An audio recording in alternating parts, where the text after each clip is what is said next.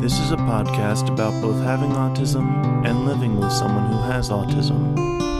My mom is Sonya, and I'm Josh, and this is Josh Has Autism.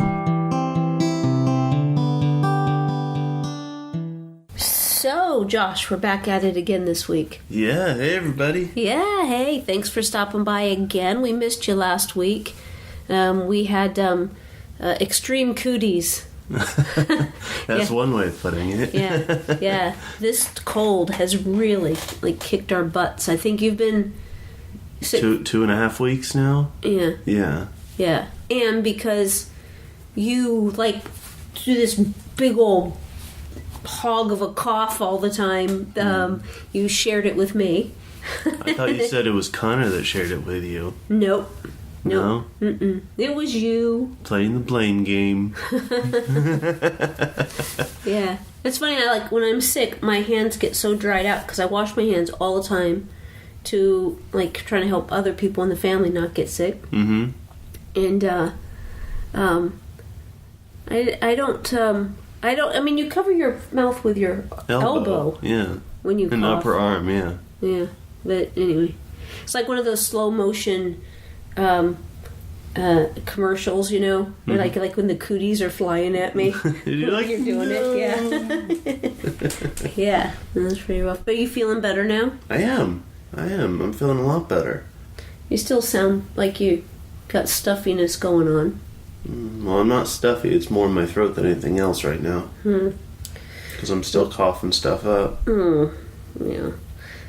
Anyway, this was a rough one. We missed you last week, everybody, and it's nice to be back, getting to hang out again.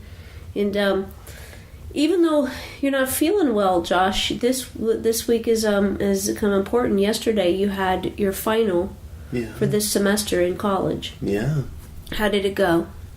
I'm pretty sure I did a really good job. I'm pretty sure I got an A on it. Really? Yeah. Yeah. Was it tough? No.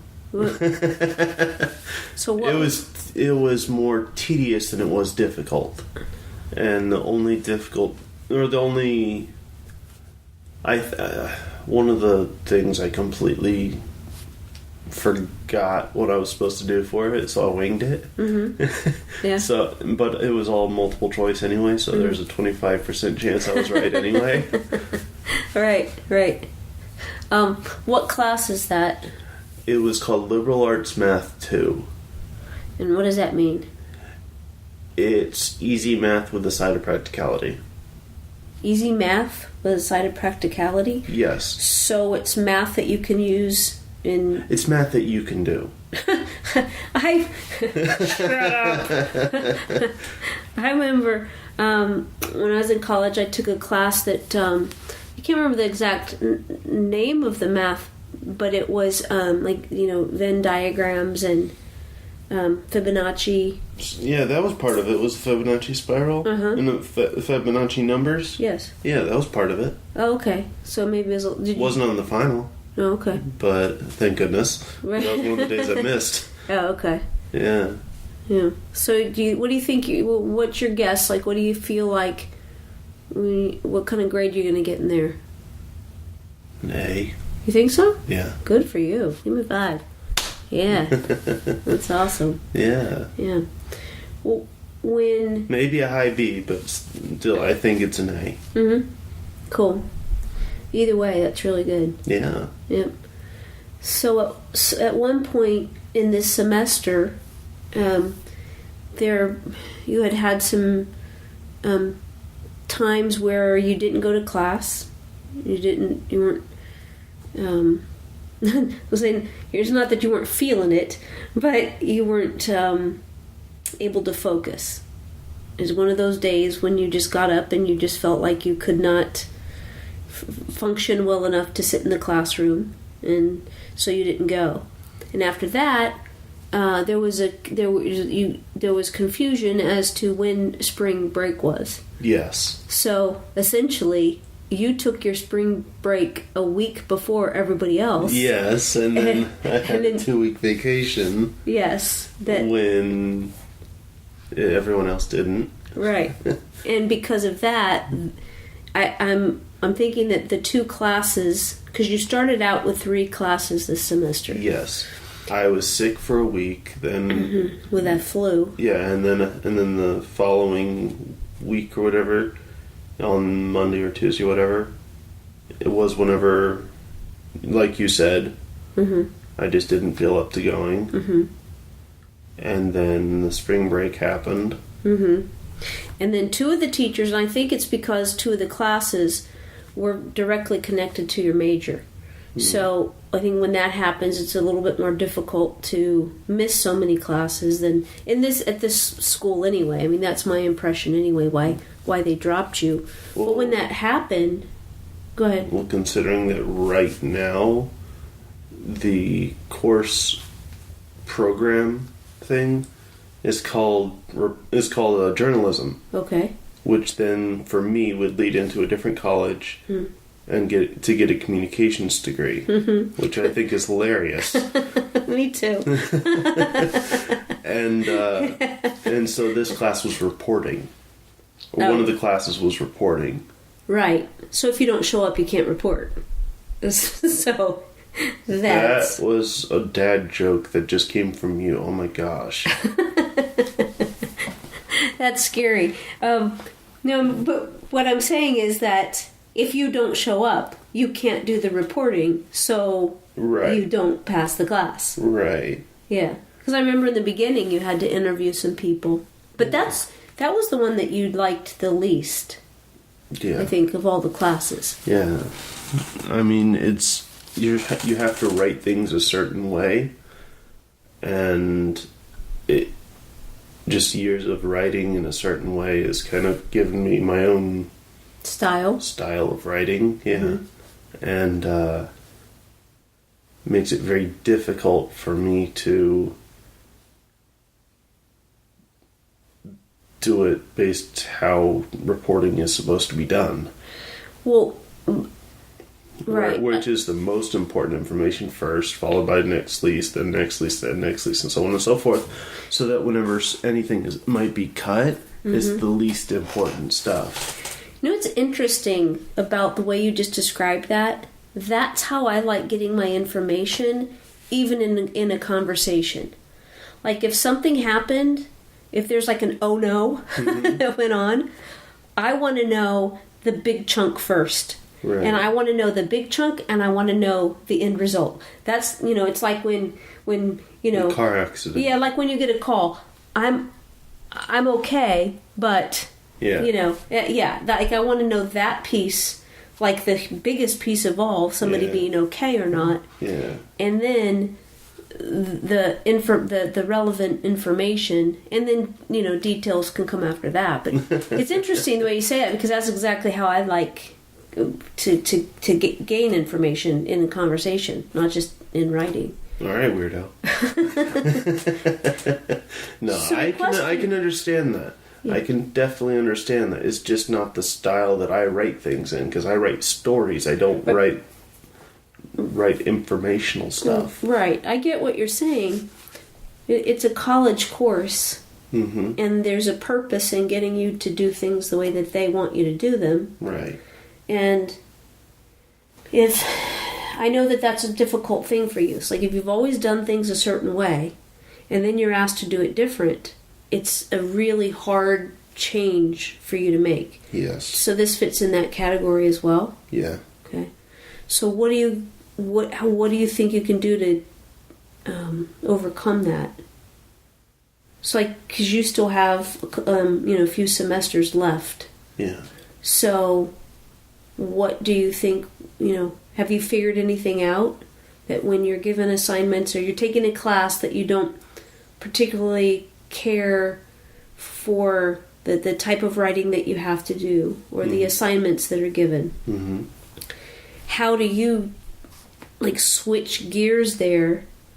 Because it's more difficult for you to do that, is what I'm saying, just an observation through the years. And then you just said it. You do things a certain way. Now you're asked to do it a completely different way. Yeah. I don't think it's, because because I've seen it with my own eyes. I don't think also that you're just being stubborn about it. I really think there's something there that makes it difficult for you to switch over. Yeah, it's very difficult for me to do that. Mm-hmm. And I don't know if it's because it's so different or if it's because it's change.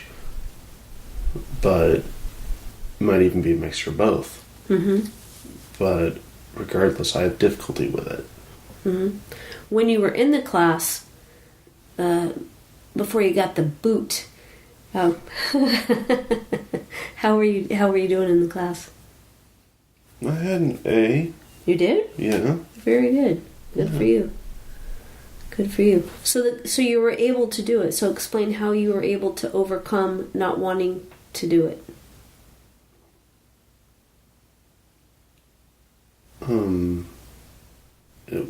It wasn't that kind of reporting yet. It was more smaller assignments up until that point. Mm-hmm. And it was just teaching us how to do it. Like, it was a step-by-step kind of thing. Mm-hmm. Where we do one step and we figure out what's the most informative way of saying something with the least amount of words. Okay. That kind of thing. Mm-hmm. And that was like one step. And then the next step would be how to figure out what is the most important information of the story. Right. So clearly you comprehended what the class was about. Yeah. So you're saying that at the point that things got a little bit, confused and you quit going to that class, at that point they were showing you, like, gearing up to writing bigger papers and projects. Yeah. Yes. And how were you feeling when that expectation was on its way?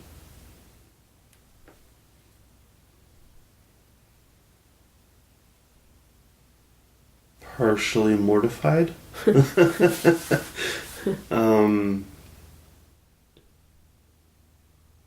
No, really, I don't know if it was being scared of it or what. Mm-hmm. It was just difficult for me to handle it. Mm-hmm.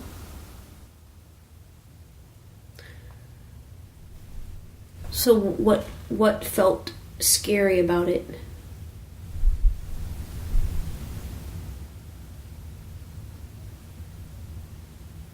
What if I failed? Yeah. What if you failed? What if that did happen? What if you failed? What is that you think that would look like or feel like?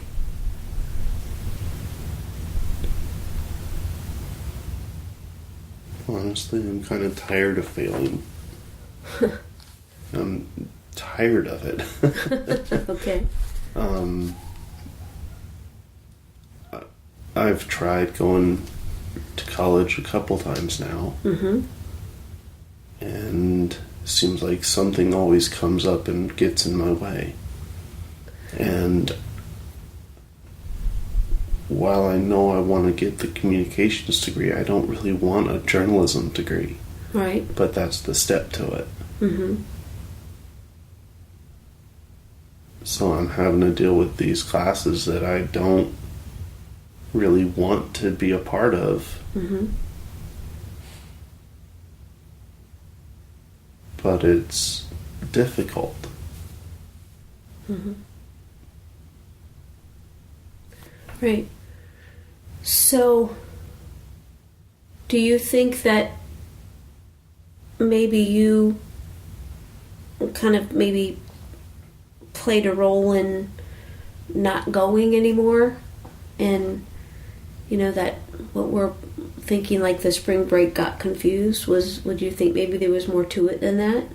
The spring break getting confused? No. So you were not feeling like you were going to quit the class? No. Okay.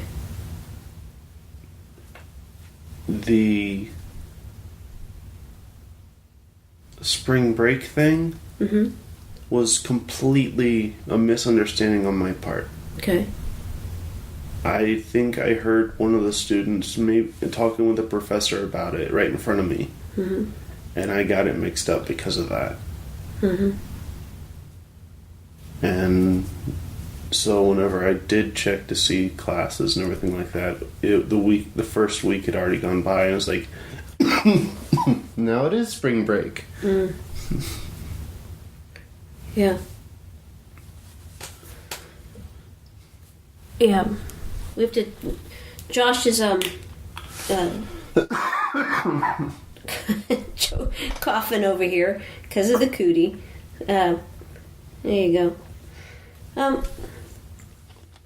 So how, when you were feeling uncomfortable in this class, and it's not what you wanted, it's not what you enjoyed, not the way you write, it made you feel nervous maybe, or, uncomfortable at the very least. Yeah. And was that all based in the idea of failure? Or did it make you feel uncomfortable because it's not what you were used to? A little bit of both. And like I said, it's not what I want to do, so it's like I know it's needed as a stepping stone, but I'm not interested in reporting at all. Okay. You want to write, right? That's part of it, yeah. Is I would like to write. I mean, eventually I want to try doing stuff like this in front of an audience, Like as a speaker? Yeah. Yeah. This sounds like a good plan. Yeah.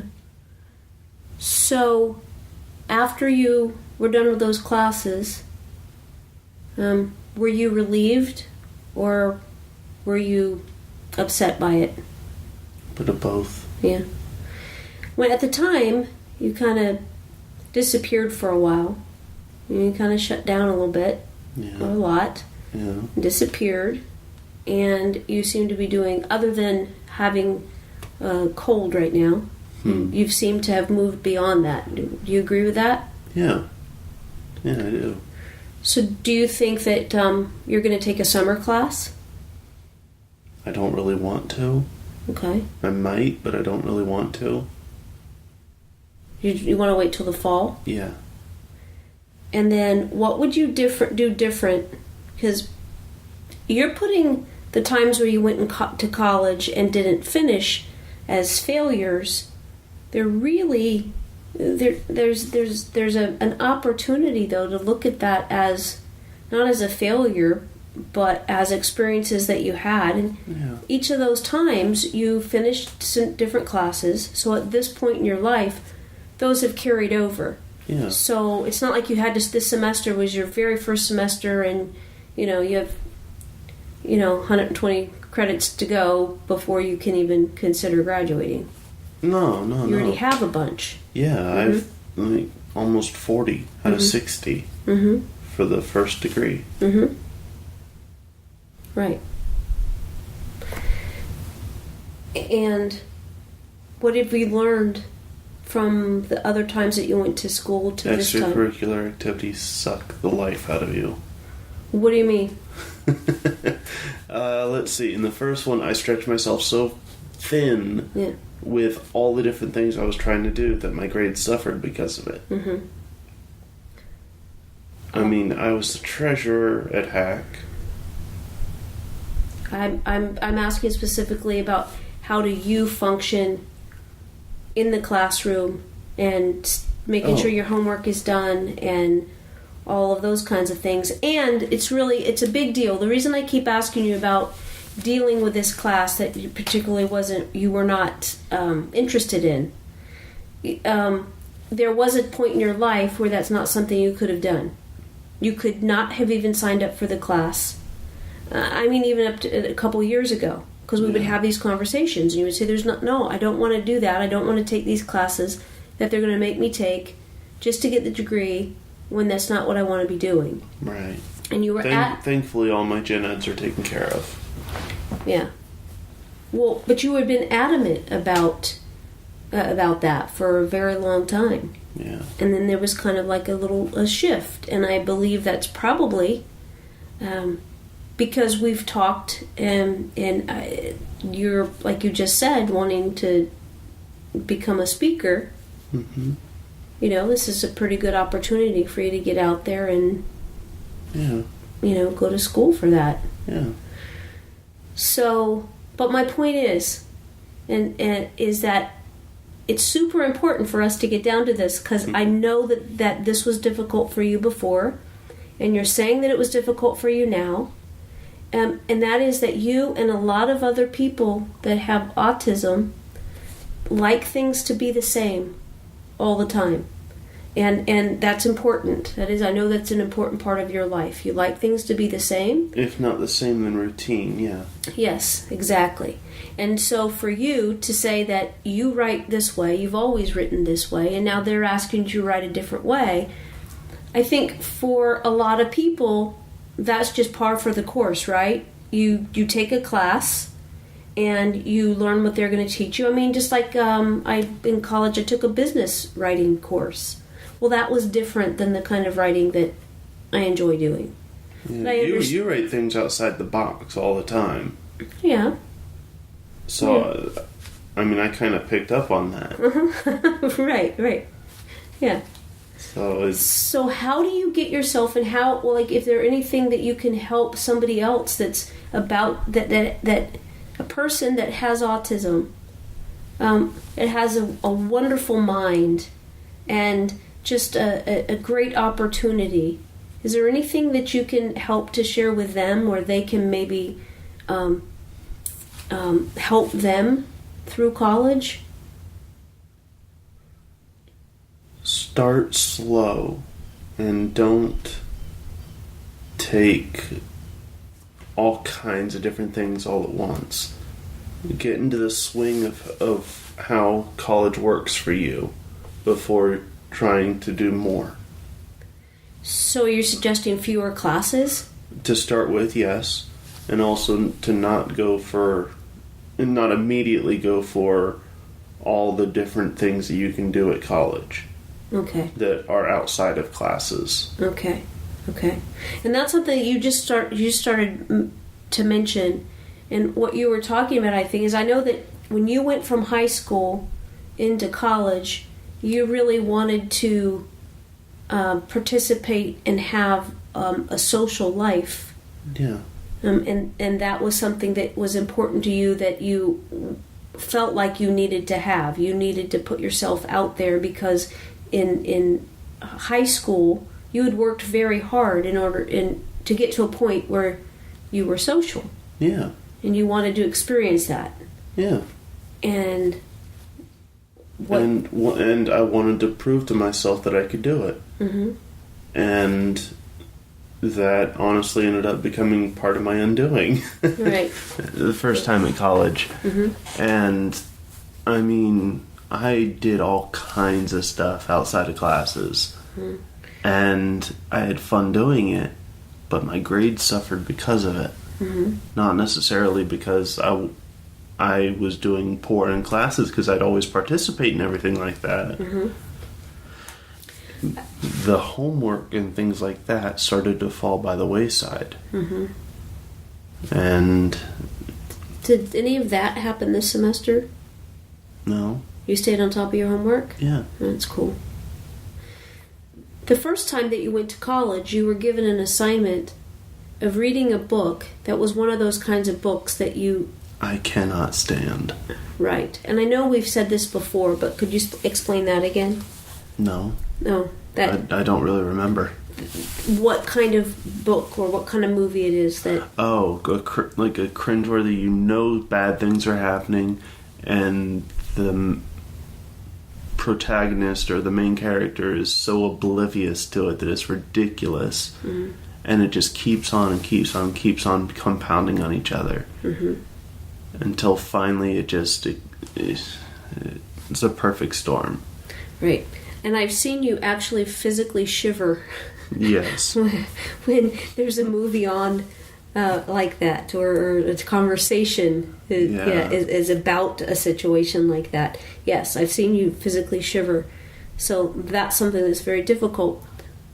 In your first semester out of high school, you took an English class. I can't remember exactly what class it was, but anyway, it was an English class, and that was what you got to a point that was an assignment. Mm-hmm. A book that read, as you just described, was the assignment. Oh, jeez. And no matter what, you could not overcome that. Yeah. So, have you learned how to overcome those kinds of things now? Not in classes. No? Not really in classes, because if it's a requirement, that's something like that. Mm-hmm. I know I have to read it, but at the same time, it's like, I really can't. Mm-hmm. So I'm still having difficulty with things like that. Mm-hmm. But if it's not a required assignment kind of thing, mm-hmm. I try and remove myself from the situation so that I don't have to deal with it. Mm-hmm. Because I know that it would stop me cold. Right. Right. So you think still today it would? Yes. Yeah. Okay. All right. Some things are just really tough to get over and work through. Yeah. Yeah. So, are you glad that you went this semester? Yeah. Yeah? Yeah. And your advice for people is to take it slow? Mm-hmm. Start out with 1 or 2 classes, mm-hmm. no more, mm-hmm. And work your way up. And what could be helpful for you to share with anybody that's just going for the first time that might not necessarily, maybe if I walked into a room I wouldn't be aware of it. Is there anything that happens in those situations in school that you can give somebody a heads up about? Well, I know for a fact that unless you let your professor know that you have difficulties with things, they will not know. And you need to be the activist for you. It's no longer other people helping you. It's you trying to make sure that you have the help that you need. Mm-hmm. And one of the other things I might recommend is that if you are taking more than one course, make sure that they're not all like core classes that are really difficult. Like try and take, like let's say an English class would be considered a core subject. Usually those have a lot of homework and a lot of writing. I don't care if you're really good at it. Mm-hmm. Don't take a math class or another English class or anything like that alongside it. Take one of the outlier classes, the what are they called? Not necessarily easy classes, but right, they're an elective. That's it. Mm-hmm. Take one of the electives that you'll find fun, that would still count for your course, mm-hmm. for your course of study, mm-hmm. and take that alongside whatever base elective you choose. Mm-hmm. Right. Because that will make it so much easier for you in the long run. Most schools have somebody. So in high school, there's, for anybody that's in high school, has counselors. Mm-hmm. They have learning support available if that's something that their IEP indicates that. Mm-hmm. Among parents and the other teachers that are kind of watching. Safety net. Yeah, there was a huge safety net. And then at college, you become the basis of the safety net. Mm-hmm. You are the one who have to build it up. Yeah, and parents out there too, that when your child goes to college, what's something that was really surprising to me, I mean, I just didn't think about it, because you had turned 18, you were in college, and the school wouldn't talk to me about anything. Yeah. And so even in college, in our case, Josh, you signed something saying that I could get all the information of everything that was, being talked about with whichever teacher or support people were there, right. that I could talk to them. Right. So that's really helpful to have that. Otherwise, there was a brief period of time in the beginning that I had no information, because nobody would talk to me about it, because they couldn't. Because you're 18, you're an adult, and they didn't have the right to talk to me about it. Right. Yeah. So that is the biggest difference, I think, in the very beginning, is that it's the changes that the person going to Now she's having a coffee. sorry. The person going to college is the one that's responsible for themselves. Yeah.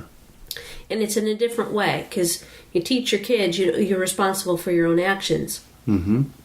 It's different, though. Now, it is. Yeah. It's for me, I had such a huge safety net going through middle and high school that it felt like I was being tossed into the deep end of the swimming pool without knowing how to swim. Mm-hmm. And it was totally unexpected. Right.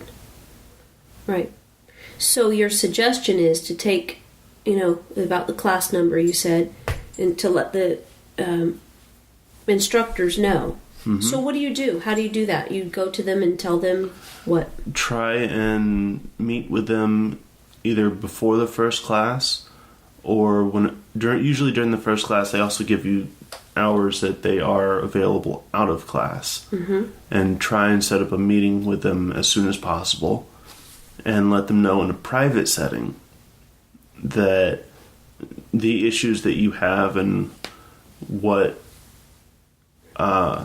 and ask what can be done to help you with these issues that you have. When you've gone there, you've just let them know that you have difficulty with. So you have a handle on what you need help with? Yes. But with that being said, it helps that I've had IEPs in the past that have stated what things I need to have so that they can help me. Mm-hmm. So after reading through things like that, and experience at this point, I can tell exactly what I would need help with. Mm-hmm. And in each college, too, there are people that help people with autism or any other kind of situation that needs some extra attention and support. There's different names, though. Yeah. They're different names. I don't know if it's from state to state or it's from college to college. I think it's college to college. Okay. So they're called something different, but anybody that has autism that's going into college, there's somebody at that college that can be an intermediary between and work with the student and the instructors. Yes. And there can still be adaptations that follow along from high school. Sometimes a different location for a test.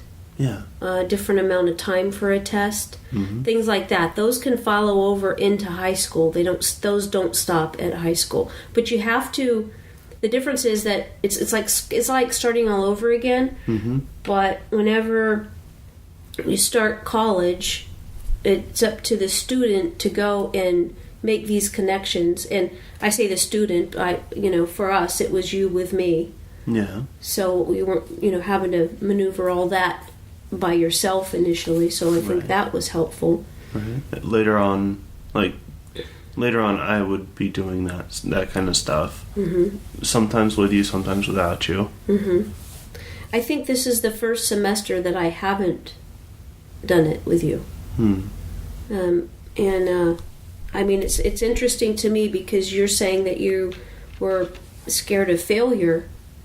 But if we look at this in the way that I do, is that just what I just said to you, the fact that you did all this yourself, this time in this semester, you figured it all out. You know, the scheduling, you know, the classes, and you made all this happen without my being right there with you. Right. You know, that's the first time that's happened. So, I mean, there's progress, and the way I look at it is that that's the opposite of failure. That's absolute success, the fact that you did this on your own. You know, you'll go back and I guess you're going to have to take that class you don't like, right? Yeah. Because it's part of the curriculum. Yeah. Right. What do you think about that? It sucks. Yeah. Yeah. Yeah. I know. But I'm gonna have to. Really don't want to. Do you feel good though about finishing the class? Yeah, the math class? Yeah. Yeah. Yeah, good. Yeah. The way that liberal arts math 2 was described to me, like even by the people who you sign up to the classes with, it was described to me as easy math with a side of practicality. Okay. All right. Like practical usage. Yeah. Like, for example, voting stuff. It showed how voting is done in different versions of it. Mm-hmm. It showed how mortgages and things like that are done. Mm-hmm. Cool. Yeah. Cool. So it seems like you went last night that was away from college altogether. It was through the Center for Autism and Related Disabilities. Mm-hmm. Last night you went to a 2-hour lecture that was about banking. Yeah. And finances. Yeah. And so it seemed like that came at a good time since you had just studied some of the other stuff. Yeah. Yeah. Yeah. So I think all of that stuff, a lot of times in school, those kind of things are not taught so much. And it's super important to know about all that stuff. Yeah. So I know that in high school there was a voluntary class you could take that lasted maybe 2-3 days. Mm-hmm. And it taught you how to do that kind of stuff during those days. Mm-hmm. But, that's cool. But it wasn't... It was all packed into, like, at most a week. Mm-hmm. And it never really stuck. So I'm glad that I learned that stuff in this class. Mm-hmm. Did you learn stuff last night? A little bit, yeah. A little bit? Yeah. All right. Because you have your own bank account. Mm-hmm. And that's... I say that. You have money. You have a bank account. The way that it's set up right now is that you have to check with me before you make purchases. Right. And I think that's that's for your own sake. Yeah. Yeah. Yeah. So I'm glad that you finished the class. Congratulations. Thank you. Sounds like you got an awesome grade. I hope so. Yeah. Any ideas what you're going to take next semester? Not a clue. Okay. Okay. Yeah. Well, we'll just let us know when you figure it out. Okay. All right. Very cool. Anything you want to say about school? About this whole experience? Yeah. Okay. There are a lot of really good things about school that you can do or you can see happen. And as awesome as it all is, try not to do it all.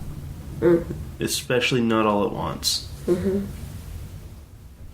I'm not saying that it's not a good thing to sometimes do things that are outside of normal classes, but try and moderate yourself. Mm-hmm. Because you can get not into trouble, but into become overwhelmed. Yes, you can become overwhelmed so easily if you try and do too many things at once. Mm-hmm. And that's something that you didn't see right up front, did you? It just kind of like snuck up on you, and then and then it was like yeah, and then you literally didn't want to do anything. Yeah. Then at that point, you didn't even do the things that were fun. Yeah. You just As much as I hate the term, I shut down. Mm-hmm. Yeah. Yeah. Yeah. So take it slow. Yeah. Right. Good deal. Okay. Anything else? No. Okay. Well, I hope you feel better. I hope you feel better. Yeah. Stop coughing on me, dude. I don't. I cough into my elbow. You cough into your big old elbow, and then it flies all around. I don't like windmill after it or whatever.